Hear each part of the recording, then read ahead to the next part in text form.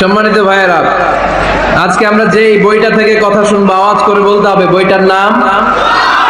এই কোরআনে কোনো ভুল আছে, সন্দেহ আছে, সংশয় আছে? কারণ এই বইটাকে আমাদের হেদায়েতের জন্য নাজিল করেছেন কে? কোনো সন্দেহ নাই, সংশয় নাই। যালিকাল কিতাব লা রাইবা ফি হুদাল লিল মুত্তাকিন। This is the book whereof there is no doubt in it and a guidance to those who are muttaqin. এই বইটা এমন বই যে বইয়ে কোনো ভুল নাই, কোনো সন্দেহ নাই। আর মুত্তাকিনদের জন্য এই বইটাকে পথ প্রদর্শনকারী করে নাজিল করেছে কে? আল্লাহ। এজন্য এই বইটার সাথে আমাদের সম্পর্ক বাড়াতে হবে। প্রতিদিন কোরআনের তেলাওয়াত করা লাগবে, এই কোরআনের আয়াতগুলোর অর্থ বোঝা লাগবে। তাহলে দুনিয়াতেও শান্তি, আখিরাতেও শান্তি দিবে কে? আমরা যেন কোরআনকে আমাদের সাথী বানাই, কোরআনকে আমাদের বন্ধু বানাই। এই কোরআন থেকে আজকে আমরা কথা শুনবো, সবাই আওয়াজ করে পড়েন ইনশাআল্লাহ। আজকের আলোচনার বিষয় হচ্ছে হ্যাপি কাপল, সুখী দম্পতি। স্বামী আর স্ত্রী কেমন করে একটা সুখী দাম্পত্য জীবন কোরআনের আলোকে, ইসলামের আলোকে গঠন করতে পারে, এই বিষয়ে কিছু কথা আজকের এই চমৎকার রজনীতে আমরা শুনবো ইনশাআল্লাহ। পড়েন। আপনারা বিয়ে করছেন তো সবাই নাকি? হ্যাঁ,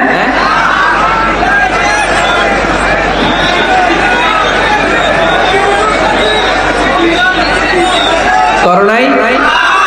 বিয়ে করে নাই কে কে দেখি? হায় হায়, চেয়ারম্যান সাহেব কই? এগুলোর বিয়ে করে দিয়ে, এগুলোর আপনার হাতে রেখে গেলাম। এই অবাকাগুলোরে মিলাই দিয়েন। বসেন। এই অবিবাহিতদের দুঃখ জ্বালা কেউ বুঝতে চায় না, ঠিক কিনা? বিয়ে করে ফেলবা। বিয়ে করলে নেয়ামত বাড়ায় দেয় কে? দারিদ্রতা থাকলে ধনাঢ্যতা দিয়ে দেয় কে? সবাই চাকরি করে বিয়ে করতে চায়, ব্যবসা ভালো হলে বিয়ে করতে চায়, কিন্তু জানেই না ব্যবসায় ভালো হওয়ার আর চাকরি পাওয়ার মাধ্যম হচ্ছে আগে বিয়ে করা। আগে কি করা? স্বাধীনতার স্থপতি বঙ্গবন্ধু শেখ মুজিবুর রহমান 18 বছর বয়সে বিয়ে করছে। কত বছর বয়সে? এক বর্ণনা দেখলাম 14, আর এক বর্ণনা দেখলাম 18। কাজী নজরুল ইসলাম অল্প বয়সে বিয়ে করছে। মহাত্মা গান্ধী অল্প বছর বয়সে বিয়ে করছে। শেক্সপিয়ার ছোট থাকতে বিয়ে করে ফেলছে। তো এরা এই যে আগে বিয়ে করছে, এদের সফল হইতে কোনো সমস্যা হয়েছে? কথা বলেন না কেন? বঙ্গবন্ধু শেখ মুজিবুর রহমান উনি কি সফল রাষ্ট্রনায়ক নন? কাজী নজরুল ইসলাম সফল কবি নন? তো এদের আগে বিয়ে করা তো এদের সফলতা ঠেকায় রাখতে পারে নাই। এরা আগে বিয়ে করে সফল হয়েছে, কিন্তু আমরা সফল হয়ে তারপরে বিয়ের পিড়িতে বসতে চাই, ঠিক কিনা? ঝামেলাটা এইখানে। এজন্য ছেলের বাবা, মেয়ের বাবা, নীলফামারীতে যারা আছেন সবাইকে বলি, ছেলে মেয়ে প্রাপ্ত বয়স্ক যদি হয়, ছেলের জন্য উপযুক্ত মেয়ে পাওয়া গেলে, ভালো মেয়ে পাওয়া গেলে দিনদার, আর মেয়ের জন্য ভালো পাত্র পাওয়া গেলে বিয়ে দিয়ে দিবেন। আর নিকাহ মিন সুন্নতি ফামান রাগিবা আন সুন্নতি ফালাইসা মিননি। বিশ্বনবী বলেন বিয়ে এটা আমার সুন্নাত, আর যে আমার সুন্নাতকে পছন্দ করে না সে আমার উম্মত দাবি করতে পারবে। আর ওয়ান মিন সুনানিল মুরসালিন, 4টা কাজ দুনিয়ার সব নবীরা করেছেন, এর মধ্যে একটা হচ্ছে বিয়ে। সুবহানাল্লাহ পড়বেন না? এজন্য বিয়ে করবেন সম্মানিত ভাইরা, বিয়েতে বরকত। যারা বিয়ে করে নাই তাদের ঈমানের অর্ধেক অপূর্ণাঙ্গ। বিয়ে করলে ঈমানটাকে পরিপূর্ণ করে দেয় কে? তো যারা হাত তুলছে এদেরকে আল্লাহ রূপবতী, গুণবতী, নেককার, ভদ্র স্ত্রী দিয়ে আল্লাহ ধন্য করুক। আমরা পড়ি আমিন। দেখছেন এখন গলার আওয়াজ বড় হয়ে গেছে, এখন মহা খুশি, বিয়ের কথা শুনলেই খুশি। তো আজকের আলোচনাটা যারা নিউ কাপল, নতুন বিয়ে করেছেন তাদের কাজে লাগবে, আর যারা তোমরা বিয়ে করোনি তোমাদেরও কাজে লাগবে সামনে। আর মুরব্বী যারা, এদেরও কাজে লাগবে। আপনারা আপনাদের অভিজ্ঞতার আলোকে এই আলোচনার কথাগুলো আপনাদের নাতি নাতকো এদেরকে শোনাবেন। তাহলে আজকের আলোচনার বিষয় হচ্ছে হ্যাপি কাপল, সুখী দম্পতি। সুখী দম্পতি, দম্পতি মানে হচ্ছে স্বামী আর স্ত্রী। স্বামী আর স্ত্রী বানায় যেজন মিস্ত্রি, সে বড় আজব কারিগর ও মনরে, সে বড় কঠিন কারিগর। স্বামী আর স্ত্রী এই সম্পর্কটা মিলিয়ে দিয়েছেন কে? কোথায় মিলিয়ে দিয়েছেন? জান্নাতে। আওয়াজ করে বলেন কোথায়? আমাদের আদি পিতা আদম আলাইহিস সালাম, আদিমাতা হাওয়া আলাইহিস সালাম, এরা হচ্ছেন পৃথিবীর প্রথম দম্পতি, the first couple in the world। পৃথিবীর সর্বপ্রথম দম্পতির নাম হচ্ছে আদম আর হাওয়া। জান্নাতে ওনাদের বিয়ে পড়াই দিয়েছিলেন কে? তার মানে বিয়ের সম্পর্কটা এটা জান্নাতি সম্পর্ক, এটা একটা চমৎকার সম্পর্ক। এজন্য এই দাম্পত্য জীবন আমাদের এই সামাজিক জীবনের প্রভাব অনেক বেশি। অনেক দম্পতি আমাদের কাছে বলে, হুজুর সুখ নাই, শান্তি নাই। স্ত্রী এসে বলে, হুজুর আমার হাজবেন্ড আমাকে পছন্দ করে না, পরকিয়া করে। এই পরকিয়ার ভাইরাস বাংলাদেশে আছে না নাই? নীলফামারীতে বোধহয় নাই, আপনাদেরও আছে? আচ্ছা। আবার অনেক হাজবেন্ড এসে বলে আমার স্ত্রীর এই সমস্যা। এগুলো সমাজের সবচেয়ে বড় সমস্যা, ঘাতক ব্যাধির চেয়েও বড় ব্যাধি। এগুলো নিয়ে কেউ মুখ খোলে না, কথা বলে না, ফলে দাম্পত্য জীবনের কলহ এটা দুর্বিষহ হয়ে ওঠে। আজকের আলোচনার মধ্য দিয়ে আমরা জানবো স্বামী স্ত্রী কেমন করে একটা সুখী, সমৃদ্ধ, আনন্দময় দাম্পত্য জীবন লিড করতে পারে। এ বিষয়ে আমাদের জানার দরকার আছে না নাই? আচ্ছা, আপনারা শুনতেছেন? আপনাদের সকলের মনোযোগ কি আমার দিকে, না ডানে বায়ে তাকাচ্ছেন? এই সম্মানিত ভাইরা, আমরা দাম্পত্য জীবনে সুখী হতে চাই কোরআন সুন্নাহর আলোকে। স্বামী স্ত্রীর সম্পর্কটা এটা একটা মধুর সম্পর্ক, ঠিক কি না? স্বামী স্ত্রীর সম্পর্কটা কেমন জানেন? স্বামী স্ত্রীর সম্পর্কটা হচ্ছে হাত আর চোখের মতো। হাত ব্যথা পেলে চোখ দিয়ে পানি ঝরে, আবার চোখ দিয়ে পানি ঝরলে হাত সেই পানি মুছে দেয়, ঠিক কি না? স্বামী আর স্ত্রীর সম্পর্কটা এরকম হবে, হাত আর চোখ। হাত কেটে গেলে চোখ দিয়ে পানি পড়ে, আবার চোখ দিয়ে পানি পড়লে হাতই ওই পানি মুছে দেয়। সম্পর্কটা এরকম থাকার দরকার আছে না নাই? আছে। আল্লাহ তাআলা স্বামী স্ত্রীর সম্পর্ককে কোরআনে পোশাকের সাথে তুলনা করেছেন। ড্রেস, কস্টিউম, পোশাক। আওয়াজ করে বলেন কিসের সাথে তুলনা করেছেন? পোশাক। কেন পোশাকের সাথে তুলনা করলেন? কারণ পোশাক মানুষের লজ্জাস্থানের হেফাজত করে। ইট কভারস আওয়ার প্রাইভেটস। পোশাক, ড্রেস এন্ড কস্টিউম এটা আমাদের লজ্জাস্থানকে ঢেকে রাখে, আমাদের ঈমান বাঁচায়। তেমনি স্বামী তার স্ত্রীর চরিত্র হেফাজত করে, স্ত্রী তার স্বামীর চরিত্র হেফাজত করে, ঠিক কি না? এজন্য আল্লাহ তাআলা মেটাফরিক্যালি, রূপক ভাবে স্বামী স্ত্রীকে পোশাকের সাথে তুলনা করেছেন।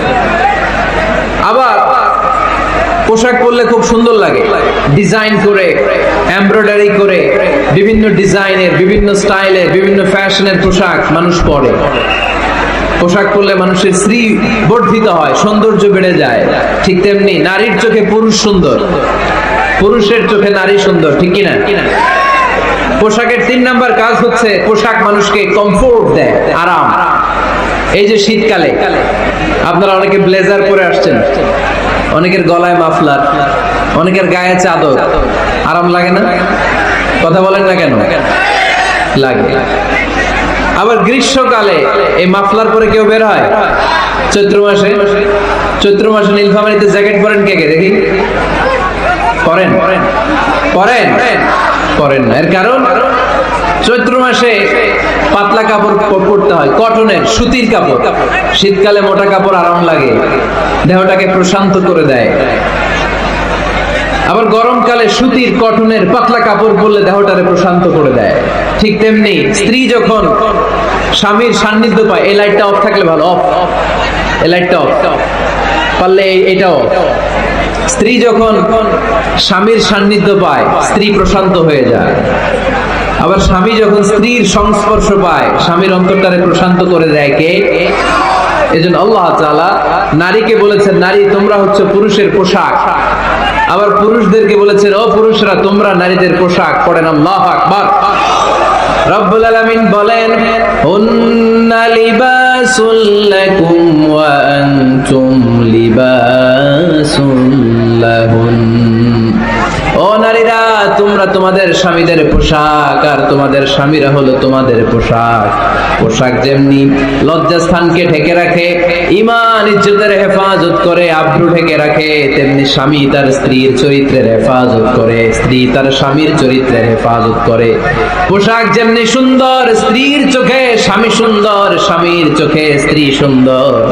পোশাক যেমনি মানুষকে আরাম দেয়, প্রশান্ত করে দেয়, স্বামী আর স্ত্রী একে অপরের সংস্পর্শ পেলে তাদের হৃদয়টাও প্রশান্ত হয়ে যায়, ঠিক কিনা? এজন্য আল্লাহ তাআলা পোশাকের সাথে তুলনা করেছেন। পোশাক একে অপরের পোশাক, পোশাক চামড়ার সাথে লেগে থাকে না, আলাদা থাকে। তার মানে স্বামী স্ত্রীর সম্পর্কটা এরকম মিলেমিশে ভালোবেসে একাকার, ঠিক কিনা? আর নিসাউ শাকাইকুর রিজাল, নারীরা পুরুষদের কাউন্টার পার্ট। নারী হচ্ছে পুরুষের সহযোগী। এই পৃথিবীর এই সভ্যতা, এই সিভিলাইজেশন, এই উন্নয়ন, এই ডেভেলপমেন্ট, এটা শুধু পুরুষরা করে নাই। এই উন্নয়নের অংশীদারিত্বে আমাদের বোনদের, নারীদেরও হাত আছে না নাই? এজন্য কাজী নজরুল বলেছেন, এ বিশ্বে যা কিছু সুন্দর চিরকল্যাণকর, অর্ধেক তার করিয়াছে নারী, অর্ধেক তার নর। চিল্লায় বলেন ঠিক কিনা? এজন্য এই মহাবিশ্বের এই সভ্যতায় আপনাদের যেমনি অবদান, আমাদের বোনদের অবদান আছে না নাই? স্বামী স্ত্রী এই দুজন মিলে এই বিশ্ব সভ্যতা তৈরি হয়েছে। এজন্য দুজনের মধ্যে সম্পর্ক হবে পোশাকের মতো। পোশাক যেমনি দেহের সাথে লেগে থাকে, স্বামী স্ত্রীর মধ্যে এরকম সুসম্পর্কের দরকার আছে না নাই? আচ্ছা, আজকে আমরা জানার চেষ্টা করব কি করে স্বামী আর স্ত্রীর মধ্যে এই সুসম্পর্ক বাড়ানো যায়, ইনক্রিজ করা যায়। কি করে আমাদের মধ্যে মারামারি, কাটাকাটি, ঝগড়া, ডিভোর্স এই রেটটা কমানো যায়, এই ব্যাপারে আমাদের জানার দরকার আছে না নাই? ইসলামী শরিয়া স্বামী স্ত্রী প্রত্যেককে ইন্ডিভিজুয়ালি আলাদা আলাদা কিছু দায়িত্ব দিয়েছে। স্বামীকে কিছু দায়িত্ব দিয়েছে, আবার স্ত্রীকে কিছু দায়িত্ব দিয়েছে, আবার উভয়কে কিছু দায়িত্ব দিয়েছে। আমরা শুরুতে স্বামী স্ত্রীর উভয়কে আল্লাহ তাআলা কি দায়িত্ব দিয়েছে এটা জানবো। তারপরে স্ত্রীদেরকে আল্লাহ তাআলা কি দায়িত্ব দিয়েছেন সেটা জানবো। সবশেষে স্বামীদেরকে আল্লাহ তাআলা কি দায়িত্ব দিয়েছে সেটা জানবো। এই দায়িত্বগুলো পালন করার মধ্য দিয়ে দাম্পত্য জীবনকে সুখময় করে দিবে কে? আল্লাহ। শুরুতে আমরা জানবো দ্য কালেকটিভ রেসপন্সিবিলিটি, যৌথ দায় দায়িত্ব কি আছে স্বামী আর স্ত্রীর, কেমন করে দাম্পত্য জীবনকে সুখময়, শান্তিময় করতে হয়। একটা দাম্পত্য জীবন কলহমুক্ত করতে চাইলে, সুখময় করতে চাইলে সর্বপ্রথম স্বামী স্ত্রীর যেটা খেয়াল রাখতে হবে সেটা হচ্ছে স্বামী স্ত্রীর উভয়ের স্যাক্রিফাইসের মানসিকতা থাকা লাগবে। স্যাক্রিফাইস, আওয়াজ করে আমার সাথে সাথে বলেন স্যাক্রিফাইস। এই স্যাক্রিফাইস ছাড়া দাম্পত্য জীবন টিকবে? দুইজনেই যদি ঝগড়া করে, দুইজনেই যদি রেগে যায়, ঝামেলা আছে না নাই? স্বামী রেগে গেলে স্ত্রীকে থেমে যেতে হয়, আবার স্ত্রী রেগে গেলে স্বামীকে থেমে যেতে হয়। স্বামীও যদি রেগে যায়, স্ত্রীও যদি রেগে যায়, তাহলে তৃতীয় বিশ্বযুদ্ধ বেঁধে যাবে, ঠিক কিনা? এই জন্য রেগে গেলেন তো হেরে গেলেন, রাগা যাবে না। স্বামী যদি রেগে যায়, স্ত্রী থেমে যেতে হবে। স্ত্রী যদি রেগে যায়, স্বামী থেমে যেতে হবে। এটাই দাম্পত্য জীবনের সুখ আর সমৃদ্ধির মূল ফর্মুলা। স্যাক্রিফাইস করতে হবে। এর কারণ আপনি যদি দোষ খুঁজতে শুরু করেন, দোষ ছাড়া পৃথিবীতে মানুষ নাই, ঠিক কিনা? No one is perfect in this world. এই পৃথিবীতে কেউই পারফেক্ট না। আপনি যে আপনার স্ত্রীর দোষ খোঁজেন, আপনারও দোষ আছে না নাই? আবার ভাবি যদি আপনার খালি দোষ খোঁজে, ভাবিরও দোষ আছে না নাই? না, এজন্য দোষ খুঁজবেন না, স্যাক্রিফাইস করেন, একটু মানিয়ে নিন। দাম্পত্য জীবনটা এরকমই, একটু ছাড় দিতে হয়, একটু মানিয়ে নিতে হয়।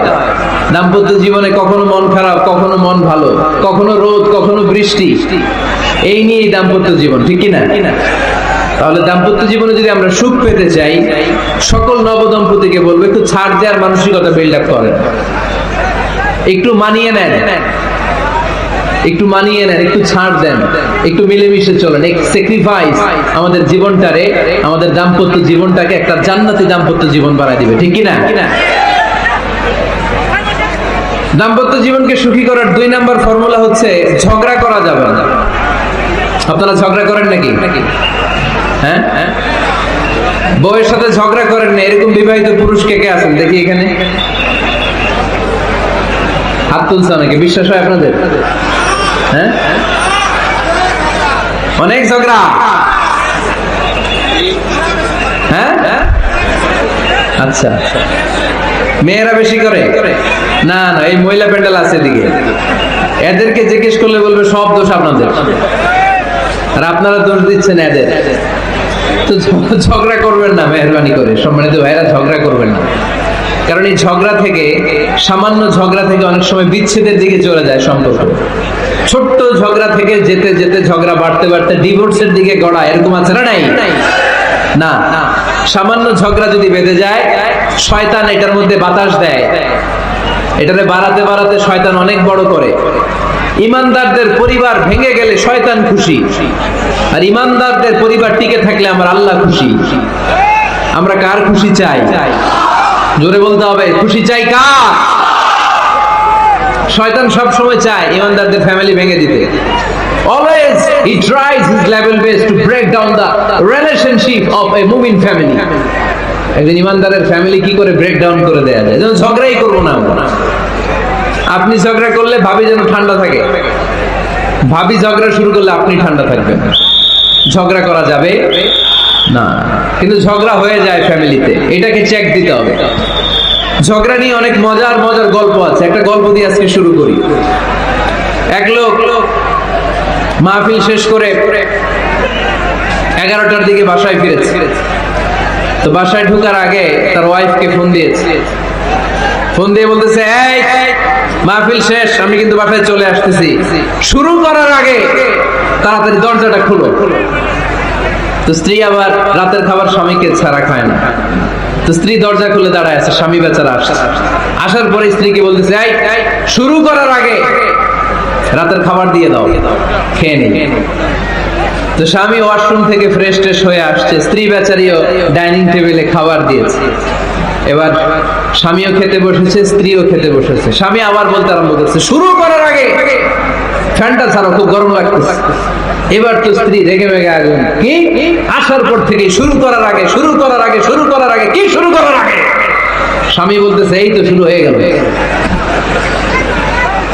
এই শুরু হয়ে গেল। মানে কি? ঝগড়া। নীলফামারীর ভাইয়েরা, এটা শুরু করা যাবে না। শুরু করবেন আপনারা? ঝগড়া করবেন? আমাদের ফ্যামিলিগুলো থেকে ঝগড়াকে আজকে থেকে আমরা নো বলে দিলাম। মানে না, ঝগড়াকে কি বললাম? সবাই বলতে পারেন না, আওয়াজ করে বলেন, ঝগড়াকে আমরা কি বলবো? নো। ঝগড়া করা যাবে না। শয়তান ঝগড়া বাঁধাতে খুব উস্তাদ। সহিহ মুসলিমের হাদিস, ইন্না ইবলিসা ইয়াদাউ আরশাহু আলাল মা সুম্মা ইয়াবআসু সারায়াহু। ইবলিস তার সিংহাসন গেড়েছে সাগরের উপরে। ইবলিসের সিংহাসন কিসের উপরে? বিশাল বড় সাগর আর মহাসাগরের উপরে। ইবলিস শয়তান তার সিংহাসন নিয়ে বসা। প্রতিদিন সকালবেলায় শয়তানগুলোরে মানব রাজ্যে পাঠিয়ে দেয়, যা তোরা মানব রাজ্যে চলে যা, যে মানুষকে ওয়াসওয়াসা দেয়, ওয়াসওয়াসা দিয়ে খারাপ কাজ করা। সারাদিন খারাপ কাজ করার পরে কি কি ওয়াসওয়াসা দিল, কি কি খারাপ কাজ মানুষের মধ্যে ঘটালো, সন্ধ্যাবেলায় সব শয়তানে সেই ইবলিসকে বয়ান শোনায়। সন্ধ্যাবেলায় শয়তানগুলো এসে বলে, আমি এক লোককে দিয়ে মিথ্যা কথা বলিয়েছি। আরেক শয়তান বলে, আমি নামাজ কাজা করিয়েছি এক আল্লাহর বান্দাকে দিয়ে। আরেকজন বলে, আমি ওজনে কম দিয়েছি। আরেকজন বলে, আমি সুদের ব্যবসার মধ্যে টাকা লাগানোর ব্যবস্থা করে দিয়েছি। এক একজন এক একটা ওয়াসওয়াসা দিয়ে আল্লাহর মুমিন বান্দাদেরকে ধোঁকা দিয়েছে। এগুলোর ফিরিস্তি এসে সব শয়তানেরা ইবলিসকে শোনায়, কিন্তু কোনো কথাতে ইবলিসের মন ভরে না। কোন শয়তান এসে বলে, আমি তো এমন মদের আড্ডাখানায় নিয়ে গেছি আল্লাহর বান্দাদেরকে, এগুলো নামাজই পড়ে নাই, খালি মদ খেয়েছে। আবার কিছু শয়তান এসে বলে, আমি ক্যাসিনোতে নিয়ে গেছি, ওখানে খালি জুয়া খেলছে। আবার কিছু শয়তান এসে বলে, আমি বাজারের মধ্যে ফরমালিনের এই ওয়াসওয়াসা ঢুকাই দিছি। একটার পর একটা শয়তানি ফিরিস্তি তারা ইবলিসকে শোনা, কিন্তু কোনো কাজই ইবলিসের মন ভরাতে পারে না। একজন এসে বলে, আনা মা তারাকতুহু বাইনার রাজুলি ওয়া ইমরাআতিহি হাত্তা ফাররাকতু। আমি একজন ইমানদার নারী পুরুষের মধ্যে ঝগড়া লাগায়া ওই ঝগড়া বাড়াতে বাড়াতে বাড়াতে বাড়াতে তালাক পর্যন্ত নিয়ে গেছি। নাউজুবিল্লাহ পড়বেন না? শয়তান এবার তার উপর খুশি হয়ে যায়।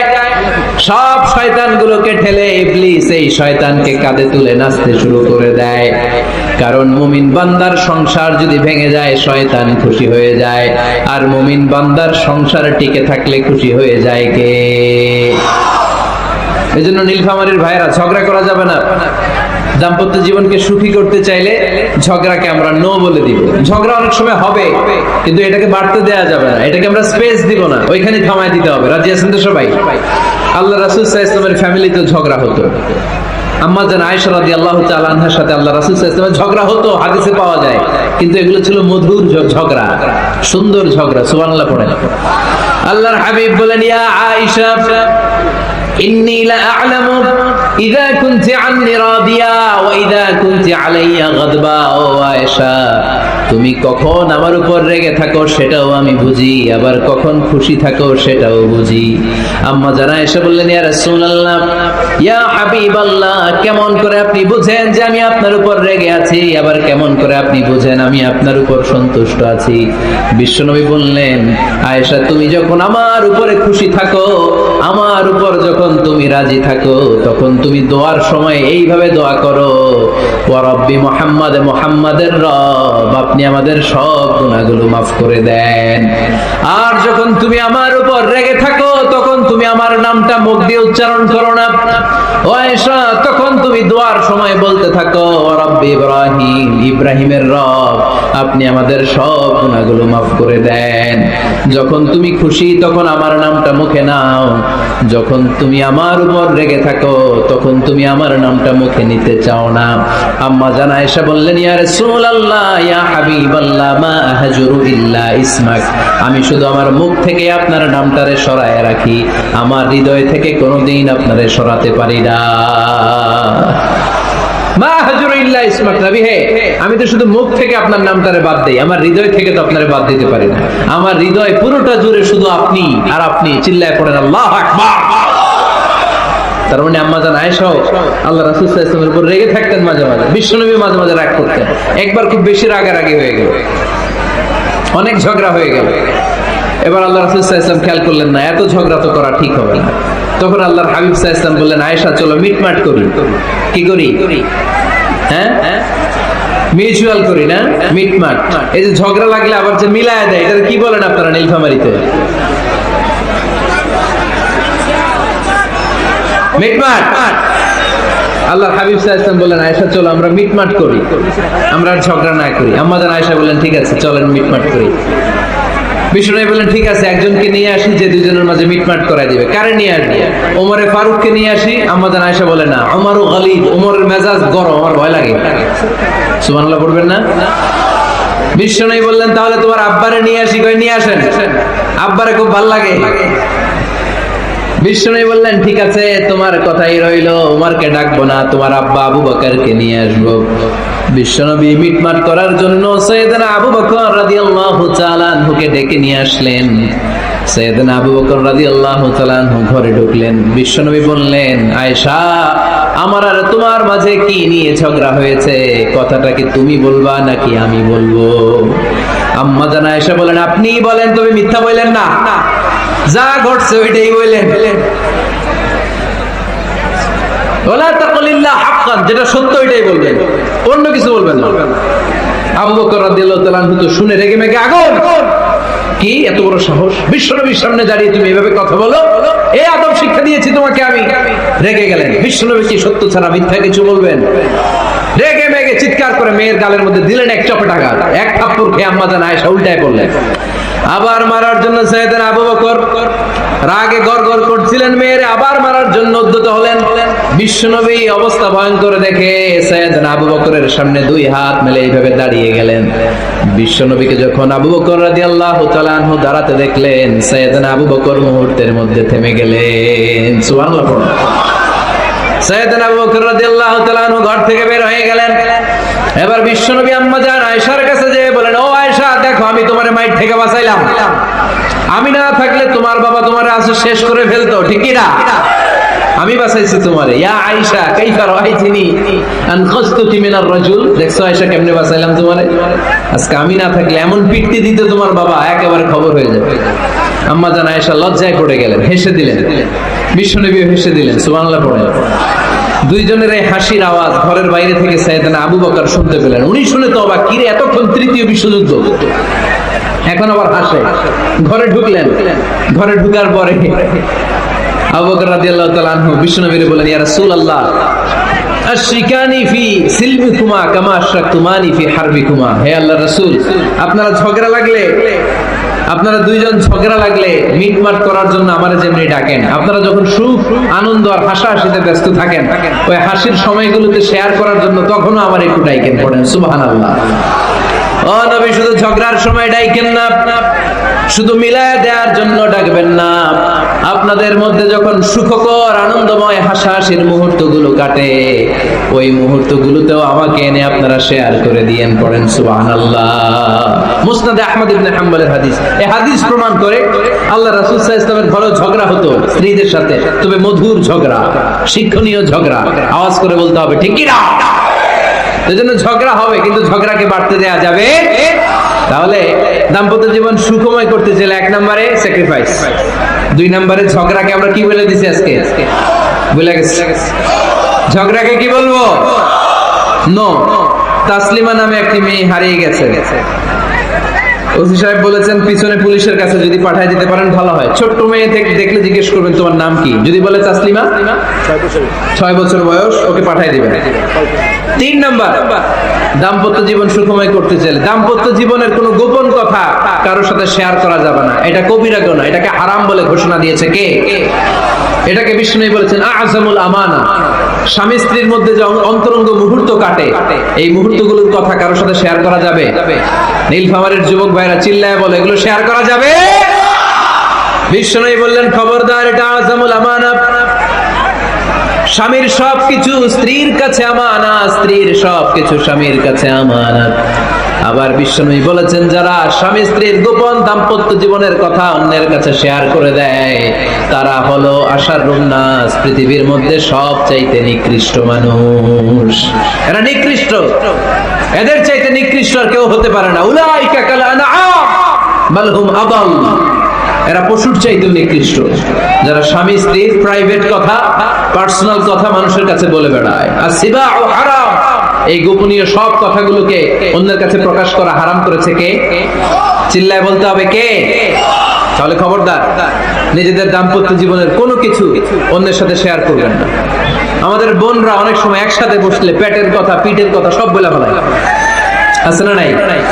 না বোনেরা, সব শেয়ার করলেও আপনাদের দাম্পত্য জীবনের কোনো কথা কখনো কারোর সাথে শেয়ার করতে পারবেন না। 4 নম্বর ফর্মুলা হচ্ছে অহেতুক সন্দেহ পরিহার করতে হবে। অনেক স্ত্রী আছে স্বামীর খালি সন্দেহ করে, আছে না নাই? নীলফামারীতে এই সমস্যা নাই, আছে? এই যে ভুক্তভোগী পাওয়া গেছে, আছে না নাই? আছে, খালি সন্দেহ করে। এই তুমি ওদিকে তাকাইলে কেন, ওই বেডের দিকে তাকাইলে কেন, এই তোমার মোবাইল দাও, কারে ফোন দিলা দেখি, এই ফেসবুকের পাসওয়ার্ড দাও দেখি কি করছ, দেখি মেসেঞ্জারে কার সাথে চ্যাটিং করছ, আছে না নাই? এই যে অহেতুক সন্দেহ আপনার ফ্যামিলিটারে জাহান্নামের টুকরা বানায় দিবে। আবার অনেক স্বামী আছে স্ত্রীকে খালি সন্দেহ করে, এদিকে তাকালে সন্দেহ করে, ওদিকে তাকালে সন্দেহ করে, বাসায় থাকলেও সন্দেহ, বাইরে গেলেও সন্দেহ, এরকম আছে না নাই? না, অহেতুক সন্দেহ এটা পরিহার করবেন। এই সন্দেহ খুব খারাপ জিনিস। আমি ব্যক্তিগতভাবে অনেক কেস এরকম হ্যান্ডেল করেছি। এসে বলে হুজুর খালি সন্দেহ করে, এটা একটা রোগ। এটা কি আপনার ফ্যামিলিটারে শেষ করে দেবে। এজন্য অহেতুক সন্দেহ পরিহার করবেন। হ্যাঁ, সত্যি যদি পরকীয়ার কোনো ঘটনা ঘটে থাকে ওটা নিয়ে বসেন, ফেস টু ফেস কথা বলেন, ফ্যামিলি মিটিং করেন, সরাসরি সেটেল করার চেষ্টা করেন। কিন্তু অহেতুক সন্দেহ একটা রোগ, এই রোগ থেকে আল্লাহ তুমি দাম্পত্য জীবনকে বাঁচাও। আমরা আওয়াজ করে পড়বো আমিন। 5 নাম্বার, স্বামী স্ত্রী একে অপরকে আল্লাহর বিধান স্মরণ করায় দিবে। স্বামী যদি ফজরের সময় ঘুমায় থাকে, স্ত্রী ডেকে দেওয়ার দরকার আছে না নাই? আবার স্ত্রী যদি ঘুমায় থাকে, স্বামীর ডেকে দেওয়ার দরকার আছে না নাই? কোন স্বামী যাবে জান্নাতে, তার স্ত্রী যাবে জাহান্নামে। আবার স্ত্রী হবে জান্নাতি, স্বামী যাবে জাহান্নামে। এরকম আমরা চাই নাকি? আমরা যখন জান্নাতে যাব, আমার স্ত্রীর হাত ধরে একসাথে জান্নাতে ঢুকতে চাই, ঠিক কি না? আবার আমার স্ত্রী যখন জান্নাতে যাবে, সে একা ঢুকতে পছন্দ করবে? এজন্য আমরা দুনিয়াতে যেমনি এক ছাদের নিচে এক জায়গায় এক বাড়িতে, জান্নাতেও আমরা এক বাড়িতে থাকতে চাই। আওয়াজ করে বলতে হবে, ঠিক কি না? এই জন্য গবেষকরা বলেছে স্বামী স্ত্রীর ভালোবাসাটাকে তারা বলে লাভ পিরামিড। কি পিরামিড? লাভ পিরামিড। এই ত্রিভুজ আকৃতি। কি রে ভাই? আচ্ছা, লাভ পিরামিড, ত্রিভুজ আকৃতি, ট্রায়াঙ্গেল। আপনারা ত্রিভুজ চিনেন? কথা কয় না। ত্রিভুজের কয় কোণা? কয় কোণা? 3 কোণা। এই যে এরকম, তাই না? এই জন্য স্বামী স্ত্রীর ভালোবাসাটাকে বলে লাভ পিরামিড। উপরে এরকম সমুচার মতো না, উপরে থাকে আল্লাহ, আর ডানে স্বামী বায়ে স্ত্রী, এই 2 কোণায় স্বামী স্ত্রী, আর উপরের কোণায় আল্লাহ। স্বামী স্ত্রী যদি আল্লাহর আনুগত্যের দিকে যেতে চায়, যতই তারা the couple come to Allah, they come closer to each other. তারা যদি আল্লাহর কাছাকাছি যায়, তারা নিজেরাও কাছাকাছি হয়, ঠিক কি না? তারা আল্লাহর কাছে যেতে যেতে যেতে যেতে আল্লাহর ইবাদতে যদি একেবারে আল্লাহর কাছে চলে যায়, তারা নিজেরাও কাছাকাছি চলে যায়, ঠিক কি না? আর তারা আল্লাহর আনুগত্য থেকে যত দূরে সরে তারা নিজেরাও নিজেদের থেকে তত দূরে সরে পড়ে। চিল্লায় বলেন, ঠিক কি না? লাভ পিরামিড এটা। এজন্য the closer the couple comes to Allah, the closer the couple comes to each other. কাপল স্বামী স্ত্রী আল্লাহর ভালোবাসা নিজের মধ্যে যত গাঢ় করবে, আল্লাহর আনুগত্য যত বেশি করবে, আল্লাহর ইবাদত যত করবে, নিজেরাও তত কাছাকাছি আসবে। আর আল্লাহরে যত ভুলবে, নিজেদের মধ্যে বড় বড় ফারাক করে দিবে কে? তাহলে এই 5টা বিষয় স্বামী স্ত্রীর উভয়ের উপর বর্তায়। এগুলো মেনে চললে দাম্পত্য জীবনকে সুখময় করে দিবে কে? আল্লাহ। এবার আমরা শুনবো আমাদের বোনদেরকে, যে ডান দিকে আমি শুনলাম আমাদের বোনদের বিশাল প্যান্ডেল আছে না নাই? আচ্ছা, আজকে বোনদের দিয়ে শুরু করি। স্ত্রীদেরকে আল্লাহ কি দায়িত্ব দিয়েছে একটা ফ্যামিলিকে সুন্দর করতে, একটা দাম্পত্য জীবনকে সুন্দর করতে? স্ত্রীর 1 নম্বর দায়িত্ব হচ্ছে she should make a comfort to her husband. স্ত্রীর উচিত স্বামীর জন্য ঘরটাকে প্রশান্তির নীড় বানিয়ে রাখা। কি বানিয়ে রাখা? প্রশান্তির নীড়। স্ত্রী হওয়া উচিত এমন, যাকে দেখলে স্বামীর চোখ জুড়ায়, স্বামীর প্রাণ জুড়িয়ে যায়, স্বামীর হৃদয়টা ঠান্ডা হয়ে যায়, ঠিক কিনা? আর স্ত্রীর দিকে তাকালে যদি মেজাজ গরম হয়ে যায়, মেজাজ খিটখিটে হয়ে যায়, ঝামেলা আছে না নাই? ঝামেলা আছে। এজন্য মেহেরবানি করে আমাদের বোনরা যারা, এমন কোন কাজ করবেন না যেটা স্বামীর মেজাজকে খিটখিটে করে দেয়। কারণ আল্লাহ তাআলা আপনাদেরকে তৈরি করেছে লিতাসকুনু ইলাইহা, স্বামী আপনার কাছে গেলেই যেন তার হৃদয়টা প্রশান্ত হয়ে যায়, ঠিক কি না? অনেক স্ত্রী আছে না জেনে না বুঝে স্বামীর সাথে এমন খিটখিটে মেজাজ দেখায়, যেটা স্বামীর জন্য মেনে নেওয়া কষ্টকর, কারণ হার্ট অ্যাটাক করে মারা যায়। আছে না নাই? এই তো ভুক্তভোগী পাওয়া গেছে। স্বামীর জন্য একটা ত্রাস হয়ে দাঁড়ায় স্ত্রী, ত্রাস। অনেক স্বামী আছে স্ত্রীর এরকম আচরণের কারণে, অতিরিক্ত প্রেসার ক্রিয়েট করার কারণে স্ত্রীদেরকে ভয় পায়। অবশ্য নীলফামারীর কোন স্বামী তার স্ত্রীরে ভয় পায় না। ভয় পায়? স্ত্রীরে ভয় পান কে কে? দেখি।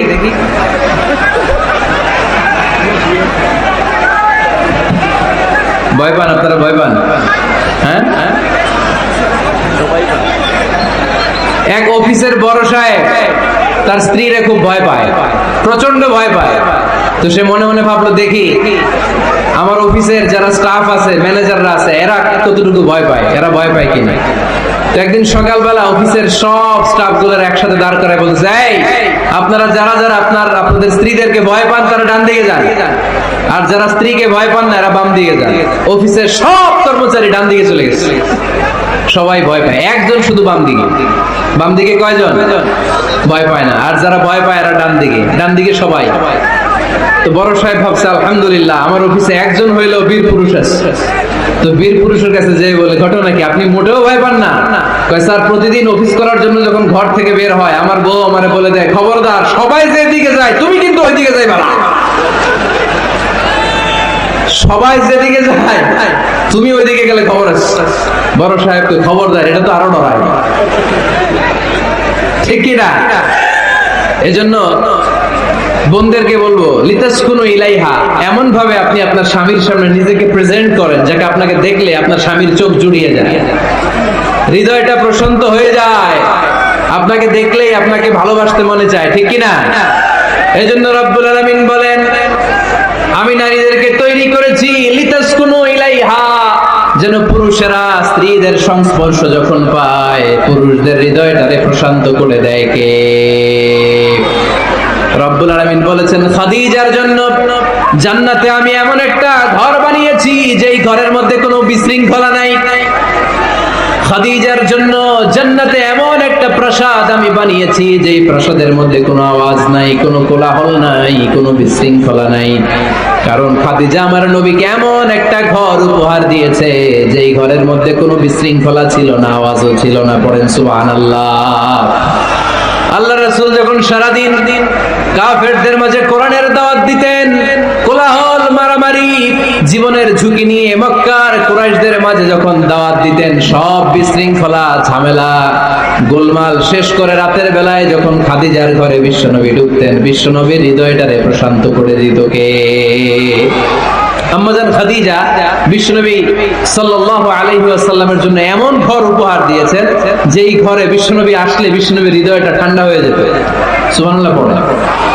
অনেক স্ত্রী আছে স্বামী ঘরে ঢুকলেই ঘরে আটা নাই, রুটি নাই, চাল নাই, ডাল নাই, এটা লাগবে ওইটা লাগবে, ওখানে যেতে হবে, একটার পর একটা ফিরিস্তি বলে বেড়ায়, আছে না নাই?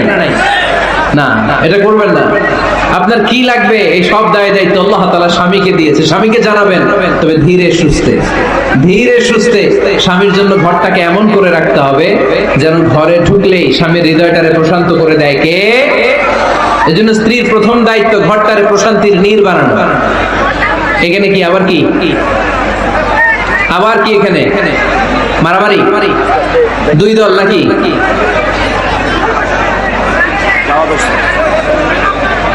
আপনাদের মনোযোগ আছে না গেছে? কষ্ট হচ্ছে? হ্যাঁ, অনেক রাত হয়ে গেছে তো, প্রায় 10:30। হ্যাঁ, তাকবীর পড়েন, লিল্লাহে তাকবীর। তো কিছু লোক ওঠা বসা শুরু করলেন কেন? হ্যাঁ,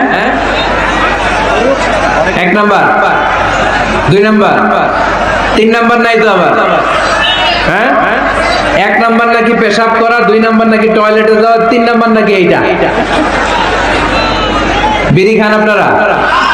বিড়ি আর সিগারেটের সাথে মুসলমানের সম্পর্ক আছে? না। কোন মুসলমান সিগারেট খেতে পারে? বিড়ি টানতে পারে?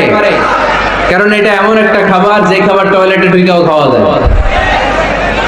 সিগারেট ছাড়া কোনো খাবার টয়লেটের ভেতরে খাওয়া যায়? কথা বলেন, খাওয়া যায়? এবং সিগারেট পৃথিবীর এমন খাবার যে খাবারের গায়ে এই খাবারের বদনাম লেখা থাকে, ঠিক কিনা?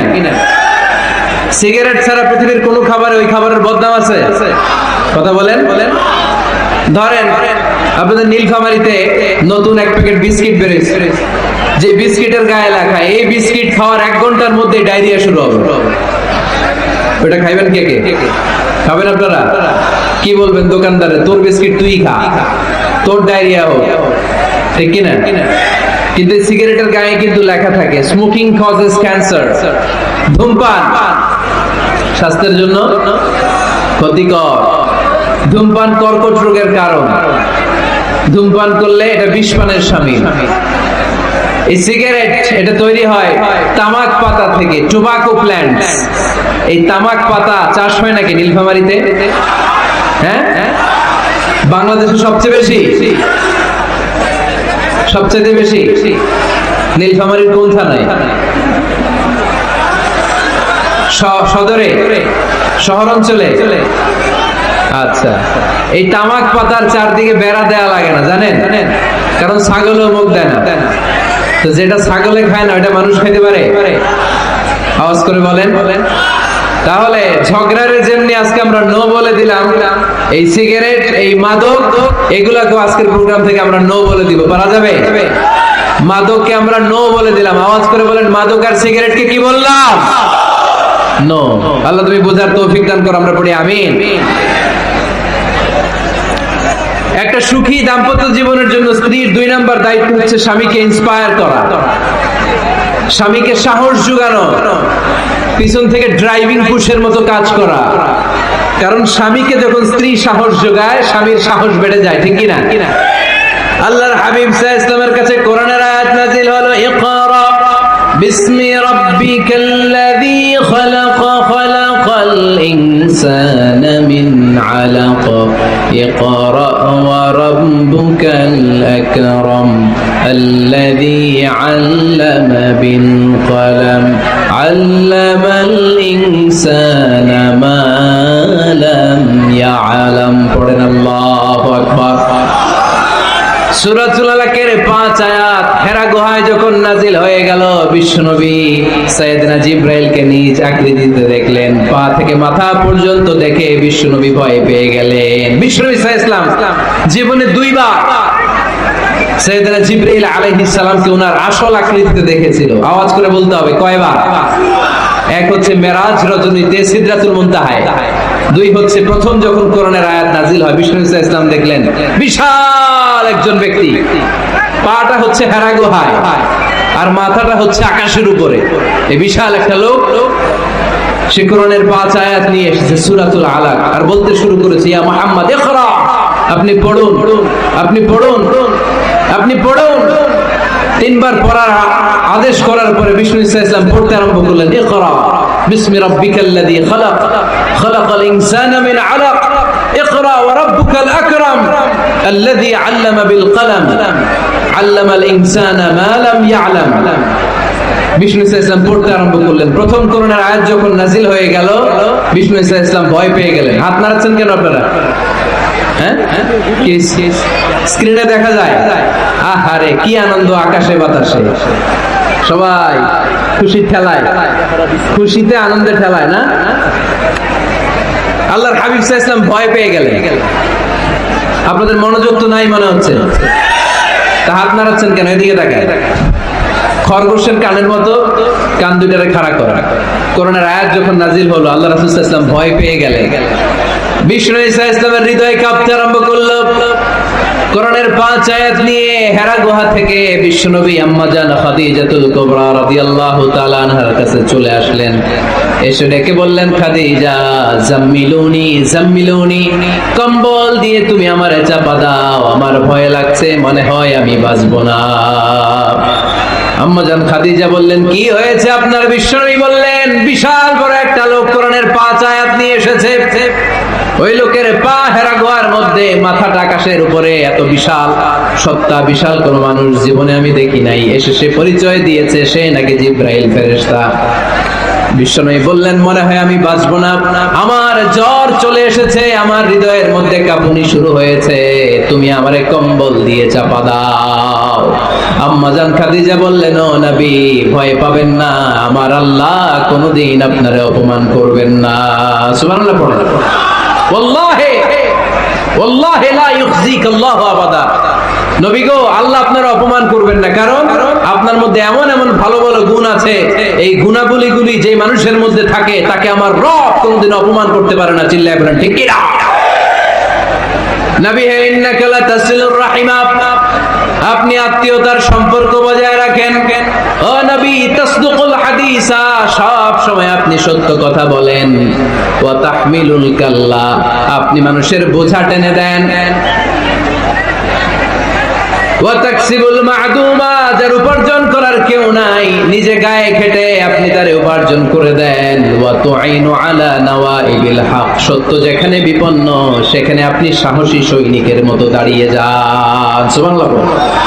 নবী, আপনি ভয় পাবেন না, কারণ আপনি এমন অসাধারণ ব্যক্তিত্ব, এমন জনকল্যাণমূলক কাজের আঞ্জাম আপনি দেন, এরকম লোককে আল্লাহ কখনো অপমান করতে পারে? আপনি চালিয়ে যান, আপনাকে থামানোর মতো অপশক্তি গোটা বিশ্বে দ্বিতীয়টা নাই। চিল্লায় বলেন ঠিক কি না? বিশ্বনবীকে সাহস জুগিয়েছেন, এরকম সাহস জোগানোর মতো স্ত্রী আমাদের দরকার আছে না নাই?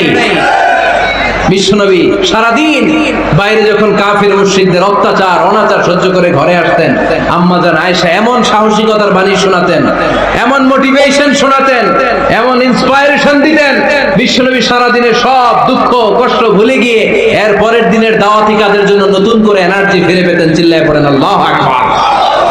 এজন্য স্ত্রীর 2 নাম্বার কাজ হচ্ছে স্বামীকে সাহস যোগানো। 2 নাম্বার কাজ কি? স্বামীকে সাহস যোগানো, স্বামীকে সাপোর্ট দেয়া। স্ত্রীর 3 নাম্বার কাজ হচ্ছে স্বামীর ডাকে সাড়া দেয়া। কি দেয়া? স্বামী যদি স্ত্রীর সঙ্গ পেতে চায়, স্ত্রীর ওই ডাকে সাড়া দিতে হবে।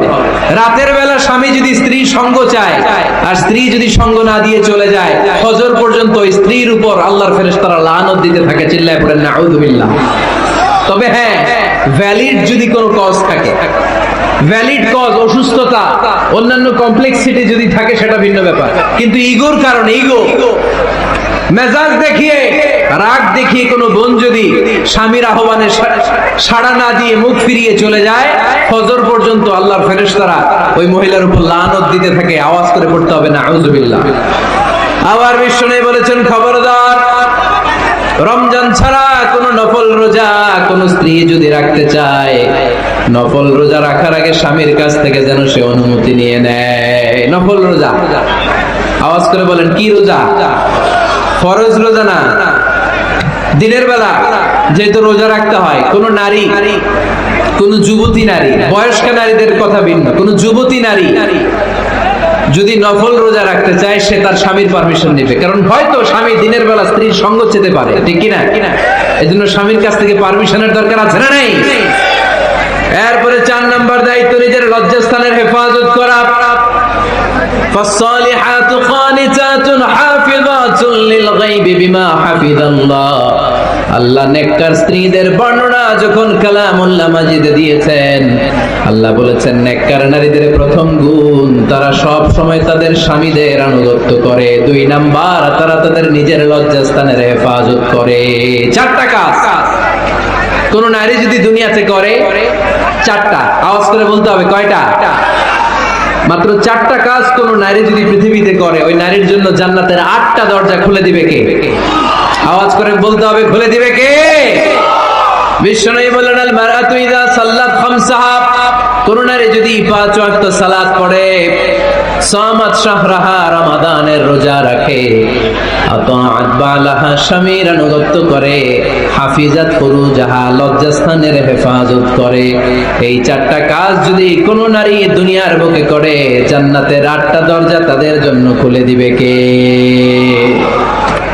এজন্য দাম্পত্য জীবনকে সুখময় করতে হলে একজন স্ত্রীর 4 নম্বর দায়িত্ব হচ্ছে নিজের সতীত্বের হেফাজত করা। 5 নম্বর দায়িত্ব হচ্ছে স্বামীর সম্পদের হেফাজত করা।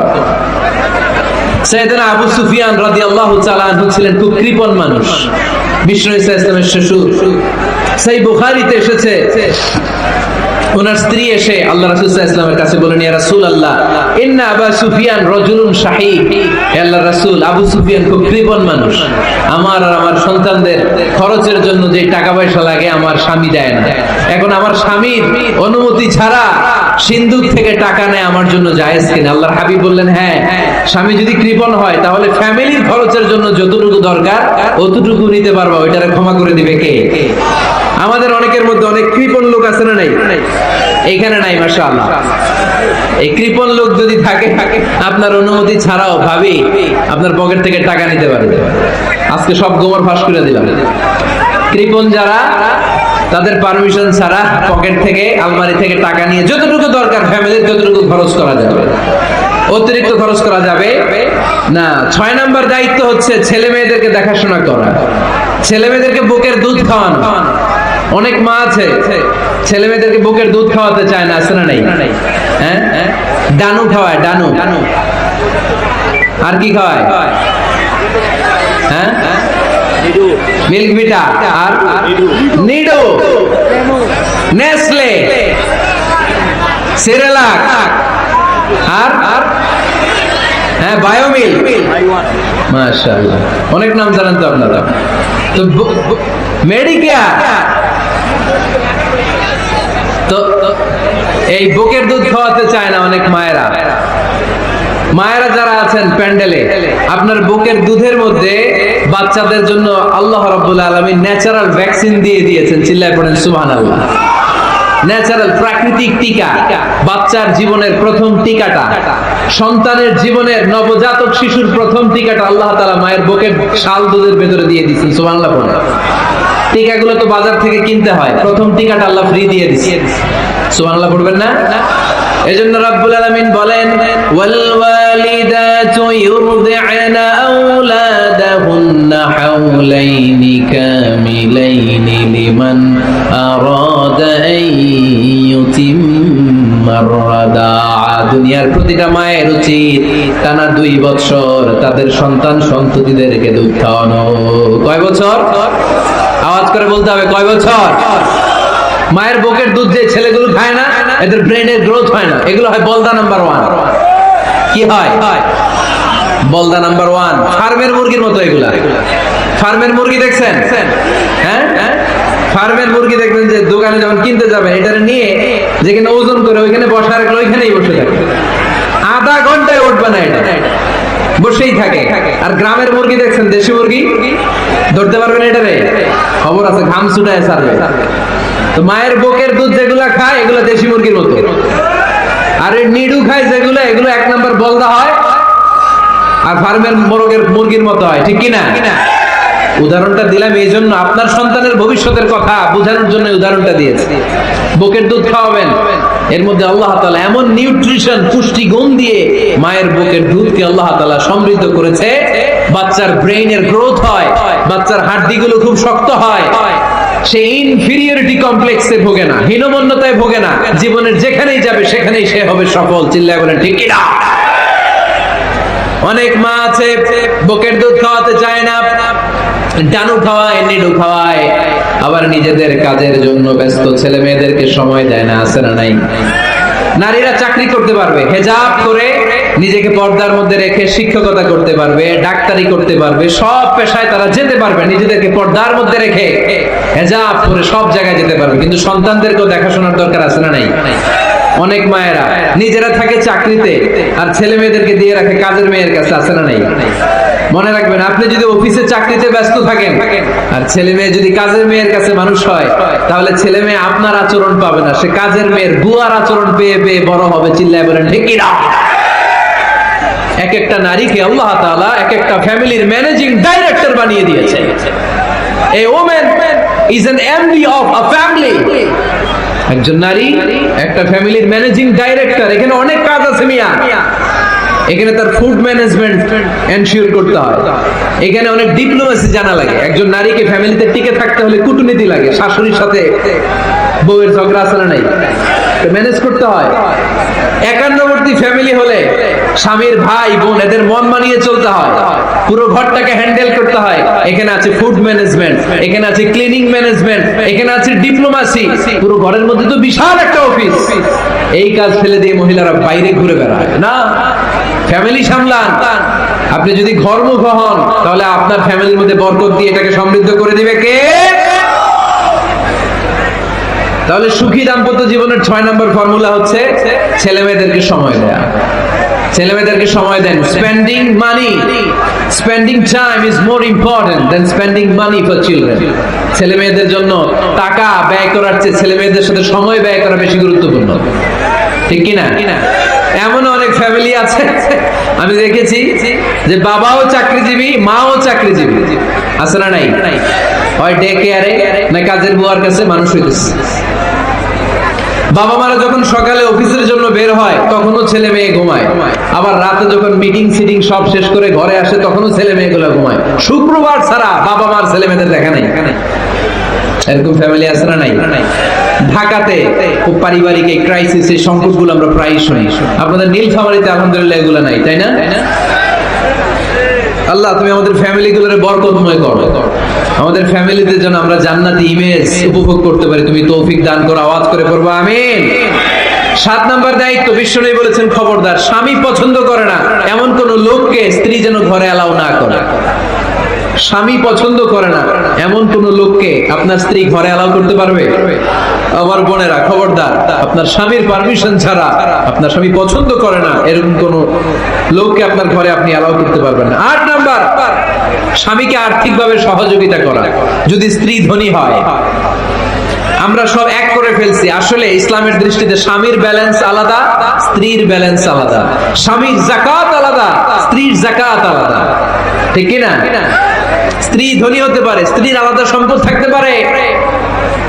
যদি স্ত্রীর সম্পদ থাকে, স্ত্রীর উচিত তার সম্পদ দিয়ে তার স্বামীকে এস্টাবলিশ হতে, স্বাবলম্বী হতে সহায়তা করা। যদিও এটা আল্লাহ তাআলা আবশ্যক করে দেন নাই, কারণ আর্থিক ফিনান্সিয়াল সব কাজগুলোকে স্বামীর উপরে খরচ করেছে কে? ফিনান্সিয়ালি 1 টাকা খরচ করা, 1 টাকা দায়ভার নেওয়া কোন স্ত্রীর উপরে আল্লাহ আবশ্যক করে নাই। তারপরেও স্ত্রী যদি ধনী হয়, স্ত্রীর যদি জায়গা জমি থাকে, সম্পদ থাকে, তাহলে স্ত্রীর উচিত তার স্বামীকে স্বাবলম্বী হতে সহযোগিতা করা, ঠিক কিনা? আমরা মডেল হিসেবে আম্মা জান খাদিজা রাদিয়াল্লাহু তাআলা আনহার জীবনের দিকে যদি তাকাই, তাহলে দেখবো উনি অনেক মহিয়সী, গরিয়সী একজন ব্যবসায়ী নারী ছিলেন। আম্মা জান খাদিজা রাদিয়াল্লাহু তাআলা আনহা ওনার ব্যবসায় স্টাফ হয়ে বিশ্বনবী ওনার সাথে পরিচিত হলেন। বিশ্বনবীর আমানতদারিতায় মুগ্ধ হয়ে আম্মাজান খাদিজা বিশ্বনবীর বিয়ের প্রস্তাব দিলেন। আম্মাজান খাদিজা রাদিয়াল্লাহু তাআলা আনহার সাথে বিশ্বনবীর যখন বিয়ে হয়ে যায়, বিয়ের পরে আম্মাজান খাদিজা বলেন, ও বিশ্বনবী, আমার যত সম্পদ আছে, আমার ব্যবসায়ের যত মালামাল আছে, যত সম্পদ আছে, সব আমি আপনার পায়ের সামনে এনে রেখে দিলাম। আপনি দিয়ে দিলাম, সব সম্পদ আপনার আমি দিয়ে দিলাম। আপনি ইচ্ছে মতো মানুষকে দান করতে পারেন, খরচ করতে পারেন, দাওয়াতি কাজে, মুসলিমদেরকে আজাদ করার কাজে আপনি ব্যয় করতে পারেন। আওয়াজ করে পড়েন আল্লাহু আকবার। আম্মাজান খাদিজাকে যদি আমরা মডেল হিসেবে ধরি, তাহলে প্রতিটা বোনের উচিত তাদের যদি অর্থকড়ি থাকে, সম্পদ থাকে, স্বামীকে স্বাবলম্বী হতে ওই সম্পদ দিয়ে সাহায্য করার দরকার আছে না নাই? কথা বলেন না কেন? 9 নাম্বার, স্ত্রীর দায়িত্ব দাম্পত্য জীবনকে সুখময় করতে নিজেকে স্বামীর সামনে বিউটিফাই করে উপস্থাপন করা। ওই যে ঠিক আসছে, নিজেদের পক্ষে আসলে ঠিক, নিজেকে বিউটিফাই করে, মেকআপ করে স্বামীর সামনে উপস্থাপন করা। রাগ করবেন না আমার বোনেরা, আমি আপনাদেরকে খুব ভালোবাসি এবং বোনরাও আমাকে খুব ভালোবাসে। আমার একটা পেজ আছে আমার নামে, এই ফেসবুকে মিজানুর রহমান আজহারি। এই পেজে প্রতিদিন শত শত প্রশ্ন আসে। এই প্রশ্নের বেশিরভাগ প্রশ্ন আমাদের বোনদের। অনেক বোনরা বলে, হুজুর আপনার ওয়াজ আমরা শুনি, কারণ আপনি আমাদেরকে খুব সম্মান দিয়ে কথা বলেন। আলহামদুলিল্লাহ, আমি আমার বোনদেরকে ভালোবাসি, মাদেরকে ভালোবাসি। আমি আমার মা বোনদেরকে বলবো, আপনারা নিজেদেরকে গুছিয়ে সাজিয়ে স্বামীর সামনে উপস্থাপন করেন। অনেক বোনেরা আছে বাইরে যাওয়ার সময় পার্লারিং করে, মেকআপ করে, সুন্দর জামা কাপড় পরে বাইরে যায়, আর স্বামীর সামনে আসলে বুয়ার মতো থাকে। আছে না নাই? স্বামীর সামনে পচা জামা, ছিঁড়া জামা, চুলের মধ্যে নাই সুগন্ধি, নিজেকে গুছিয়ে রাখে না, সামলে রাখে না, কাজের বুয়ার মতো নিজেকে উপস্থাপন করে স্বামীর সামনে। আর বাইরে গেলে মেকআপ করে, পার্লারিং করে যায়। হওয়া দরকার ছিল উল্টা। বাইরে আপনি সাদা সিধা ভাবে যাবেন, বোরকা দিয়ে নিজেকে ঢেকে যাবেন। বাইরে যাওয়ার সময় কোনো নারী পারফিউম ইউজ করে যেতে পারবে না। নারীরা যত পারফিউম ইউজ করতে মনে চায় আপনার বেডরুমে, আপনার স্বামীর সামনে, ঠিক কিনা? স্বামীর সামনে পারফিউম ইউজ করেন, নিজেকে উজাড় করে সাজান স্বামীর জন্য। এই প্রতিটা সাজুগুজুতে সওয়াব আছে না নাই? ইসলাম কতটা চেক এন্ড ব্যালেন্স, কতটা ভারসাম্যপূর্ণ জীবন ব্যবস্থা। খবরদার, নারীরা ডিওডোরেন্ট ইউজ করে বাইরে যেতে পারবে, যেটা সে তার আর্মপিটে ইউজ করে, কিন্তু ঝাঁঝালো পারফিউম বোরকার উপর দিয়ে মেরে কোনো নারী বাইরে যেতে পারবে? কথা বলেন। সুনানে নাসাইর হাদিস, আল্লাহর হাবিব বলেন, আইয়ুমা ইমরাআতিন ইস্তা'তারাত নাফসাহা ফামাররাত আলা কওমিন লিয়াজিদু রিহাহা ফাহিয়া জানিয়া। কোন নারী যদি তার জামার উপর দিয়ে পারফিউম মেখে পুরুষ লোকের দৃষ্টি আকর্ষণের জন্য ঘরের বাইরে বের হয়, যতটা পুরুষ তার চেহারার দিকে লোলুপ দৃষ্টি নিয়ে তাকাবে, ততটা পুরুষের সাথে জিনার গুনাহ ওই মহিলার আমলনামায় তুলে দিবে কে? পারফিউম মেখে যদি কোনো নারী বের হয় এই উদ্দেশ্যে যে ছেলেরা আমাদের প্রতি আকৃষ্ট হবে, যতটা ছেলে তার দিকে তাকাবে, প্রত্যেকটা ছেলের সাথে জিনার গুনাহ আল্লাহ তাআলা এমনি তার আমলনামায় তুলে দিবে। নাউজুবিল্লাহ পড়ে। এজন্য খবরদার, নিজেকে সাজিয়ে গুজিয়ে স্বামীর সামনে উপস্থাপন করুন। সাজিয়ে গুজিয়ে। অনেক স্ত্রীরা আছে ড্রাইভারের সাথে কথা বলার সময় মিষ্টি হাসি দিয়ে কথা বলে। বাজারে শপিং করতে গেলে আসসালামু আলাইকুম ভাই, কেমন আছেন? কি সুন্দর আসসালামু আলাইকুম। স্বামীর সামনে আসলে আর এই মিষ্টি কথাটা নাই। আসলে নাই। বাইরে তোমার চিকন গলায় কিসের আসসালামু আলাইকুম? হ্যাঁ না, বাইরে আপনি আসসালামু আলাইকুম দিতে যাবেন না, ঝটপট করে কর্কশ ভাষায় কথা বলে শেষ। কেউ ফোন দিয়েছে, হ্যালো কে? স্বামীকে চায়, উনি বাসায় নাই, কাট।